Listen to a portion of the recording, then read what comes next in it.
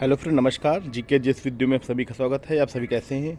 आज हम आपको मोस्ट इम्पॉर्टेंट क्वेश्चन ला रहे हैं ऑल कॉम्पिटिटिव एग्ज़ाम के लिए। जितने भी परीक्षाएं हैं, यूपी पुलिस हो, एसएससी जीडी हो या यूपी पीसीएस प्री हो, जो भी एग्ज़ाम, रेलवे हो, कोई भी एग्ज़ाम है आपका, उनसे रिलेटेड बहुत ही महत्वपूर्ण वीडियो ला रहे हैं। ठीक, टॉप 20 जीके क्वेश्चन हैं ये, जो आपके एग्ज़ाम में मैक्सिमम बार बार रिपीटेड होते रहते हैं क्वेश्चन। ठीक है, तो इन पर आज हम चर्चा करते हैं। क्वेश्चन नंबर 1, काजीरंगा राष्ट्रीय पार्क कहाँ पे है? उड़ीसा, असम, महाराष्ट्र या मणिपुर? तो Kaziranga national park situated in which state? तो असम। काजीरंगा राष्ट्रीय पार्क असम में है। ठीक, नेक्स्ट है, भारत की प्राचीन भाषा कौन सी है? भारत की प्राचीन भाषा कौन सी है? ठीक, एनिशियंट लैंग्वेज। इंडिया की एनिशियंट लैंग्वेज कौन सी है? एनिशियंट लैंग्वेज संस्कृत, हिंदी, पाली, प्राकृत? तो संस्कृत। सबसे प्राचीन भाषा संस्कृत है। देश के लौह पुरुष के नाम से किसे जाना जाता है? आयरन मैन ऑफ इंडिया के नाम से किसे जाना जाता है? सरदार पटेल, महात्मा गांधी, लोकमान्य तिलक, जवाहरलाल नेहरू? तो सरदार पटेल जी को जाना जाता है ना। सरदार वल्लभ भाई पटेल को देश का लौह पुरुष कहते हैं। ठीक, नेक्स्ट क्वेश्चन, इंपॉर्टेंट क्वेश्चन है। अयोध्या राम मंदिर किस नदी के किनारे स्थित है? गंगा, यमुना, सरयू, घाघरा? बेटा, ट्रेंडिंग का क्वेश्चन है, लेटेस्ट क्वेश्चन है। ठीक है, क्योंकि अयोध्या राम मंदिर का निर्माण हुआ है, तो बेसिकली बहुत बच्चों को पता भी है, और नहीं जिनको पता है तो ये जान जाइए क्वेश्चन पूछा जा सकता है ऐसा।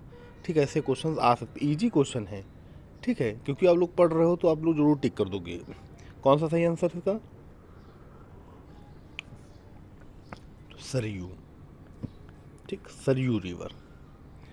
ठीक, नेक्स्ट क्वेश्चन, तराइन का पहला युद्ध कब हुआ? 1191, 1191, 1192? ठीक, 1192, 2 बार हो गया टाइम। तो तराइन का पहला युद्ध हुआ 1191 में। किसके किसके बीच हुआ? मोहम्मद गोरी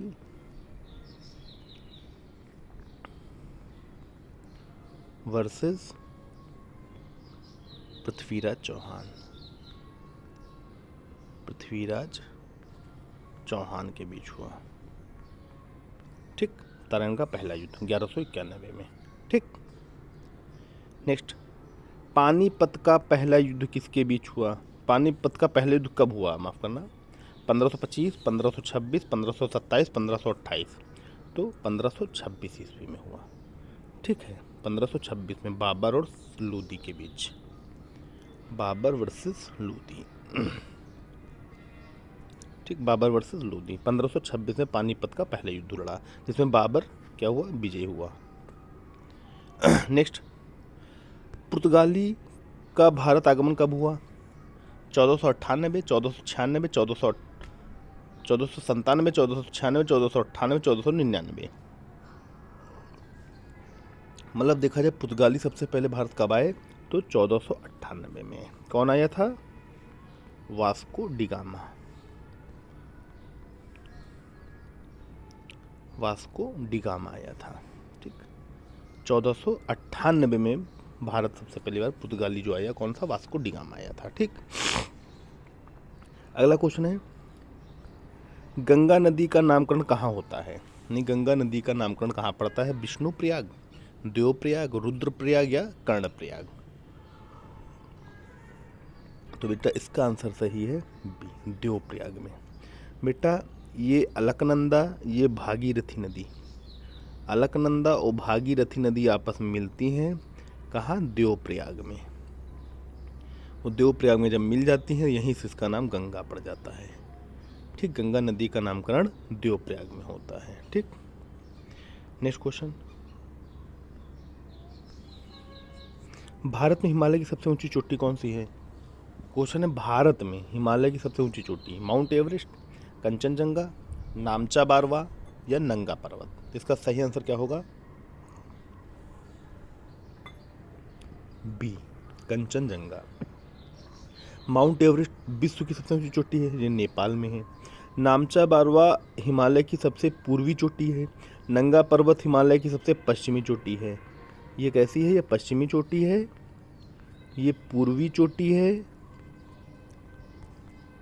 ठीक। और बेटा माउंट एवरेस्ट कहाँ पे पड़ती है?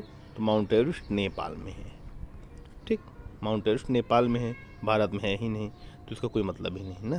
तो इसका सही आंसर जो है वो है कंचनजंगा, जो कहाँ पड़ती है? सिक्किम में, ठीक। नेक्स्ट क्वेश्चन, प्रारूप समिति में कुल कितने सदस्य थे अध्यक्ष को हटा के? प्रारूप समिति मतलब ड्राफ्टिंग कमेटी, ड्राफ्टिंग कमेटी जो बनी थी उसमें कुल कितने सदस्य थे अध्यक्ष को हटा के? 5, 6, 7, 8, तो 6 सदस्य थे। अगर अध्यक्ष को भी ऐड कर लिया जाए तो 7 थे, ठीक। ऐसे 6 सदस्य थे। अध्यक्ष कौन था प्रारूप समिति का अगर बात की जाए? प्रारूप समिति का जो अध्यक्ष था वो कौन था? तो BR अम्बेडकर,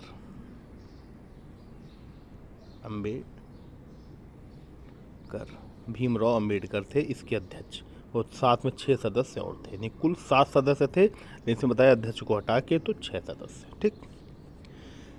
नेक्स्ट है, नागरिकता संविधान के किस भाग के अंतर्गत आता है? भाग 2, भाग 3, भाग 4, इनमें से कोई नहीं, तो भाग 2 के अंतर्गत आता है। फुलहर झील से कौन सी नदी निकलती है? रामगंगा, घाघरा, गोमती या गंडक? तो फुलहर झील से कौन सी नदी निकलती है? गोमती, ठीक। नेक्स्ट, गुलाम वंश की स्थापना किसने की थी? बाबर, कुतुबुद्दीन ऐबक, सिकंदर लोदी, फिरोज शाह तुगलक? तो गुलाम वंश की स्थापना कुतुबुद्दीन ऐबक, मतलब कि स्लेव डायनेस्टी, ठीक। स्लेव डायनेस्टी कुतुबुद्दीन ऐबक ने की थी। वांडीवास का युद्ध कब हुआ था? 1756, 1757, 1760 या 1761? तो ये क्वेश्चन बहुत इंपॉर्टेंट है, 1760 में हुआ था, ठीक। नेक्स्ट, भारत में सबसे पहले जजिया कर कहाँ लागू किया गया? पंजाब, सिंध प्रांत, जम्मू कश्मीर या बंगाल? तो भारत में सबसे पहली बार जजिया कर सिंध प्रांत में लागू किया गया, ठीक। किसके द्वारा? मोहम्मद बिन कासिम के द्वारा। मोहम्मद बिन कासिम सबसे पहली बार भारत में जजिया कर इसने लागू किया, कहाँ पे? सिंध प्रांत में, ठीक। नेक्स्ट, महमूद गजनवी भारत पर कितने बार आक्रमण किया? 10, 14, 17, 19? तो 17 बार अटैक किया भारत पे। मूर्ति भंजक किसे कहा जाता है? मोहम्मद गोरी, मोहम्मद बिन कासिम, महमूद गजनवी, बख्तियार खिलजी? तो इसका सही आंसर है सी, महमूद गजनवी। इसे मूर्ति भंजक कहा जाता है। ये मंदिरों की मूर्ति तुड़वा दिया जाता था और उनको कसाईयों दे देता था मांस काटने के लिए। नेक्स्ट, रेशम मार्ग की स्थापना किसने की थी? रुद्रदामन, कनिष्क, विक्रमादित्य, कुजुल, कैटफिसस?